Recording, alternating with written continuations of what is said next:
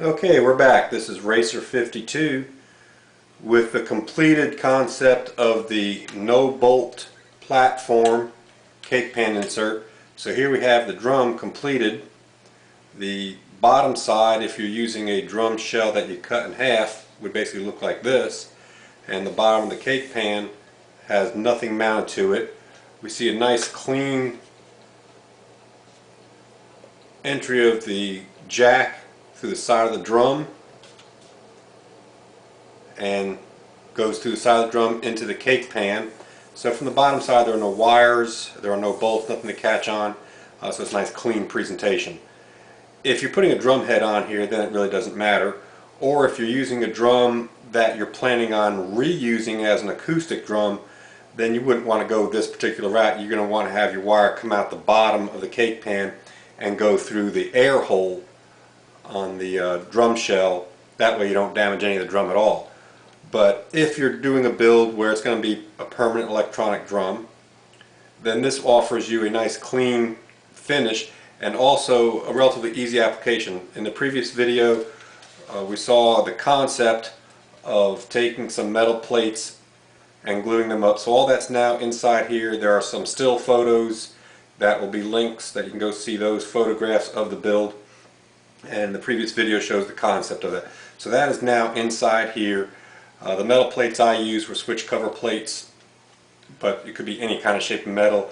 They are glued with rubber foam tape to the cake pan just over the rim trigger, clearing the rim trigger, and then the second platform with my head trigger. So all that's inside here. Let's see how it sounds. I've got my Roland TD20 turned on. We are plugged in. I'm on the snare input of the TD20, and we'll find that this does give equal rim trigger. I'm just letting the stick fall on the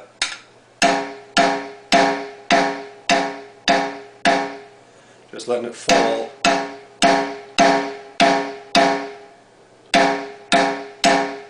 So the rim trigger is nice and even. The mounting method didn't seem to make a difference to the rim trigger. The head trigger seems to be isolated enough. I'll hold this up and move around. Let's see the position there maybe. I'll just have this sitting on my other drum. So let's see. Let's see if we turn it up. I'm not sure what the audio is going to sound like because I'm just using the microphone on my little camera. But what I'm hearing there, kind of a ringing sound versus a thicker sound there, so I'm getting positional sensing.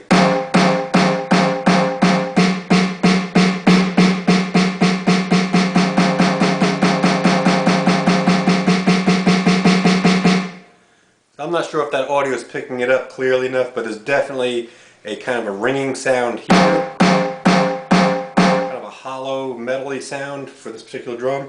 And as I move towards the center, it gets a thicker, heavier sound.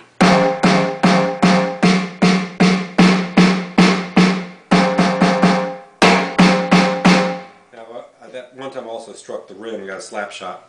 So that's slap shot, head, rim. So all that stuff seems to be working, and we can hear. I've got the head in there nice and tight. You can see the stick just bouncing on there on its own weight.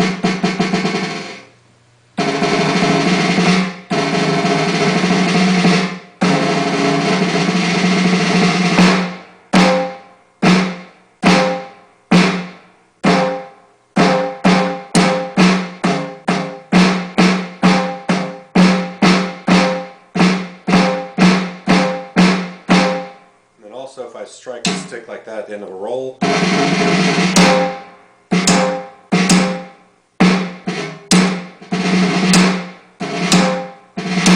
it depends on where you are in the head, you get different sounds. A little heavier sound there, a little tonier, ringy sound out there. So the positional sensing seems to be working. This is again with a TD20.